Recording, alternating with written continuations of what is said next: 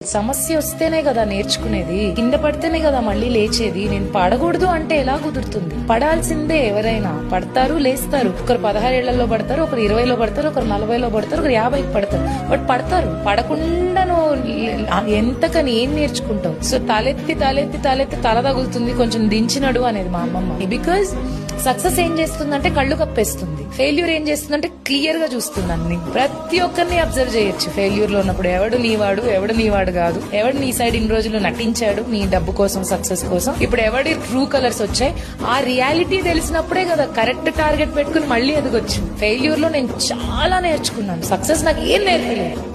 సమస్య వస్తేనే కదా నేర్చుకునేది. కింద పడితేనే కదా మళ్ళీ లేచేది. నేను పడకూడదు అంటే ఎలా కుదురుతుంది? పడాల్సిందే. ఎవరైనా పడతారు, లేస్తారు. ఒకరు 16 ఏళ్లలో పడతారు, ఒకరు 20లో పడతారు, ఒకరు 40లో పడతారు, ఒకరు 50కి పడతారు. బట్ పడతారు. పడకుండా నువ్వు ఎంతకని ఏం నేర్చుకుంటావు? సో తలెత్తి తలెత్తి తలెత్తి తల తగులుతుంది, కొంచెం దించినడు అనేది మా అమ్మమ్మ. బికాజ్ సక్సెస్ ఏం చేస్తుందంటే కళ్ళు కప్పేస్తుంది. ఫెయిల్యూర్ ఏం చేస్తుందంటే క్లియర్ గా చూస్తుంది అన్ని. ప్రతి ఒక్కరిని అబ్జర్వ్ చేయొచ్చు ఫెయిల్యూర్ లో ఉన్నప్పుడు. ఎవడు నీవాడు, ఎవడు నీవాడు కాదు. ఎవడు నీ సైడ్ ఇన్ని రోజులు నటించాడు నీ డబ్బు కోసం, సక్సెస్ కోసం. ఇప్పుడు ఎవడి ట్రూ కలర్స్ వచ్చాయి, ఆ రియాలిటీ తెలిసినప్పుడే కదా కరెక్ట్ టార్గెట్ పెట్టుకుని మళ్ళీ ఎదగొచ్చు. ఫెయిల్యూర్ లో నేను చాలా నేర్చుకున్నాను. సక్సెస్ నాకు ఏం నేర్పలేదు.